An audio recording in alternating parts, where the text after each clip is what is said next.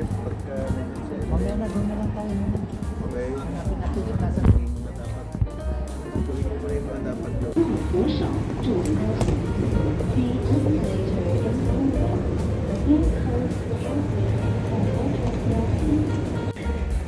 Napatingin tayo. Yan, kinuha yung mga power bank ng mga kasabay ko dito sa tour. So, dahil yata walang code na CC. Sample ng presyo ng pagkain nila dito sa airport, Lawson. Yan, ito may mga pansit. Ito may rice. Yan, may mga ganito. Rice. 750 or something. Sandwiches 13. Yan.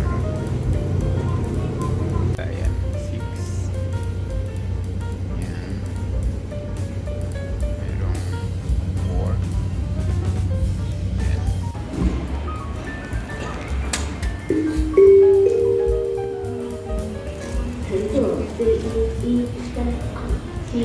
Ayan, siguro yung mga gantong pagkain nasa 140 pesos sa Lawson.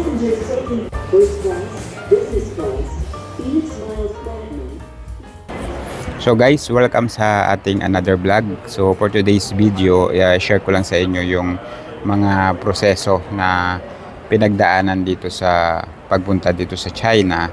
And by the way, naka tour package ako dito, hindi ako naka DIY kasi parang medyo hindi ko talaga kabisado or wala akong masyadong idea pagdating sa pagta-travel dito sa China. Kaya nag-decide ako na manguha na lang or sumama na lang sa grupo ng or mag-travel group na lang dun sa travel agency.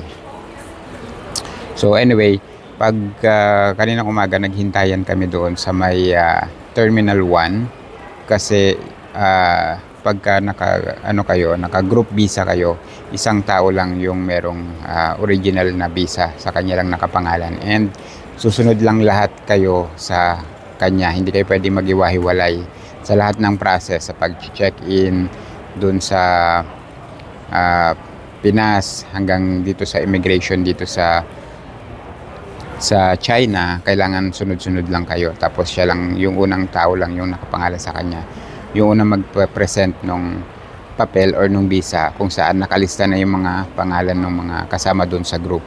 So ayun na nga, so magkakasunod lang kami. Okay naman yung process, kaya lang medyo matagal, siguro mga 2 hours bago kami nakasettle doon sa another area kung saan kami sasakay ng domestic flight papunta doon sa Jiangjaji yata yon, hindi ko sure kung paano yung pronunciation ng lugar na yon, pero yun yung sa may tinatawag nilang Avatar, yung Hallelujah Mountain Avatar. So anyway, update lang, pagdating dito sa may China dito sa Beijing, yung mga kasama ko kinuha lahat ng mga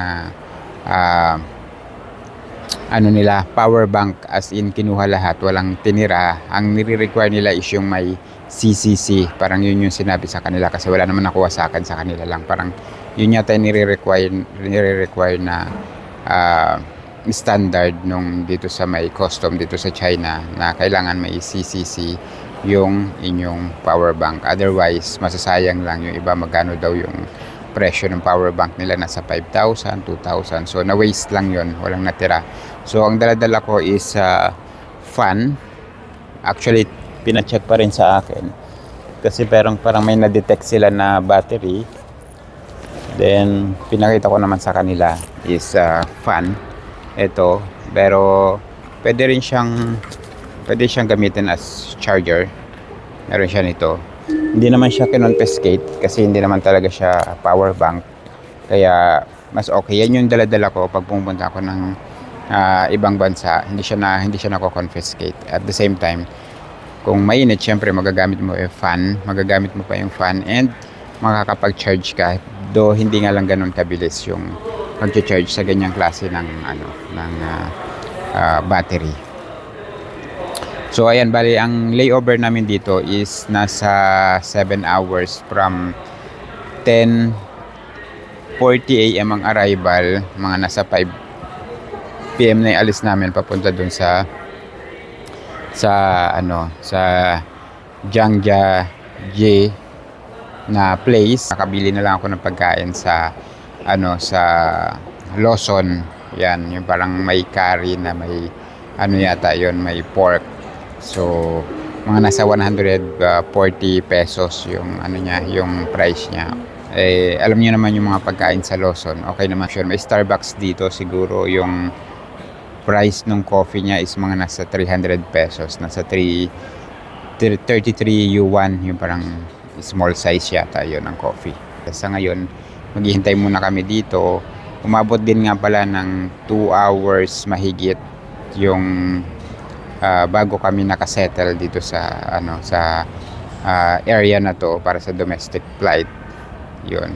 Kasi nga siyempre may mga nag-assist naman and hindi na rin kami pinag-fill out nung kanilang travel arrival form, or basta meron silang ganun na pwede kang mag-scan ka tapos mag-fill out ka.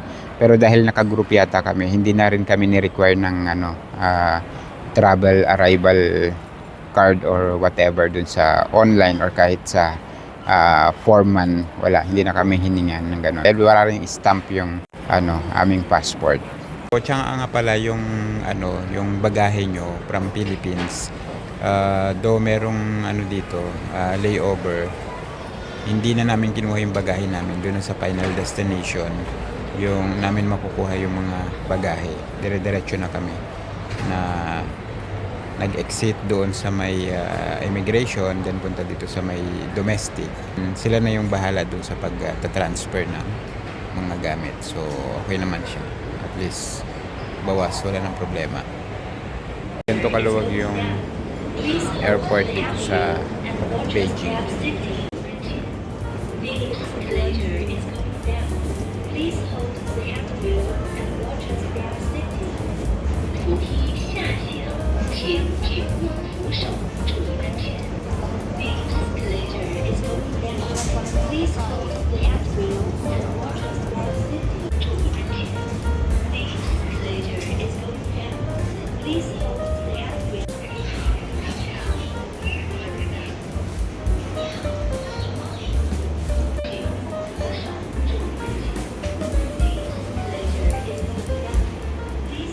Yan, inikot ko yung airport. Malaki nga talaga siya and marami kang makikitang kainan and kikitang mga shop na pwedeng pagbilihan ng mga kung ano-ano, pabango, damit. And yun nga lang, pricey pati yung mga pagkain. So yan, kaka-check ko lang and kala ko kanina medyo maliit lang and limited yung mga kainan, pero pagtingin mo doon sa mga taas, meron pa mga maraming kainan doon.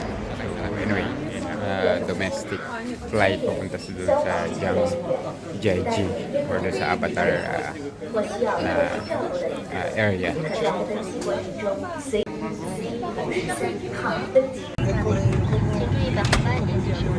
调节座椅。一旦发现飞机受到电子干扰或出现紧急情况，请听从机组人员指令，关闭电。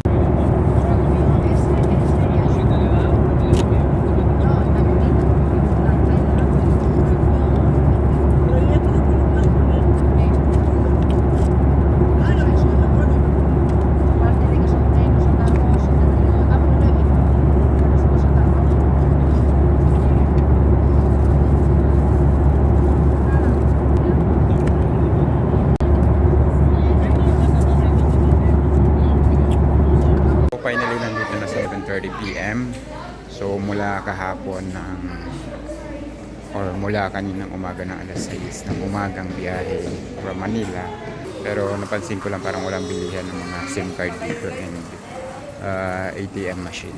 Kaya sa labas na lang siguro ako mag-withdraw. Yan, wala. Ito ang kanilang domestic.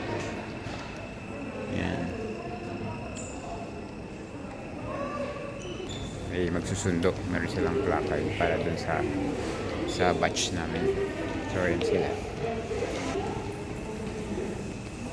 Yan. Sa isang chinecheck yung mga pangalan.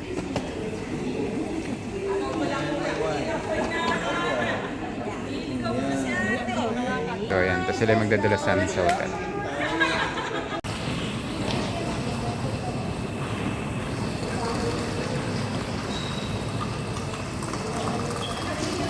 So yan, ganyan kami karami.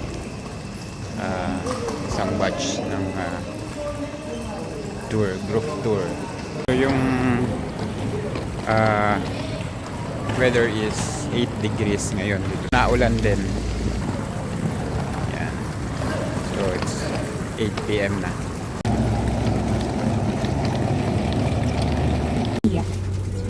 Yes, Lydia is my English name, but I prefer you call me Yaya.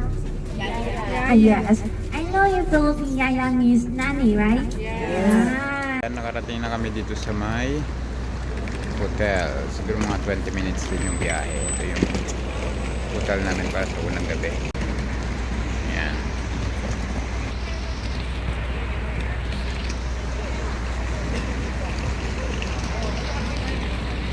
Okay, so may supermarket din sa tabi niya. And ayan. Ang paligid. Ang ganda ng room, di ba? Yuhu! Paano ba nila nakita?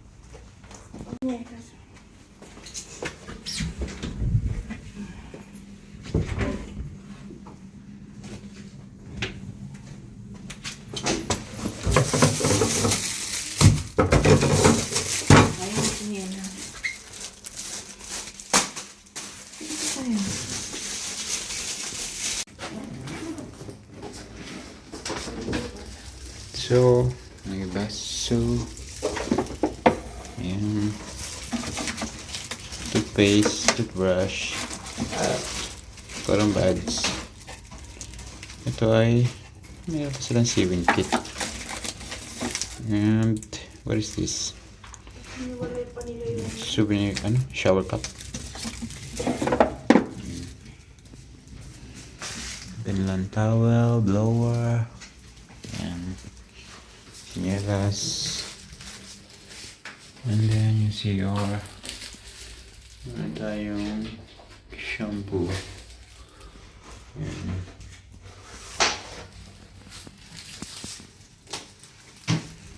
Some water, black tea.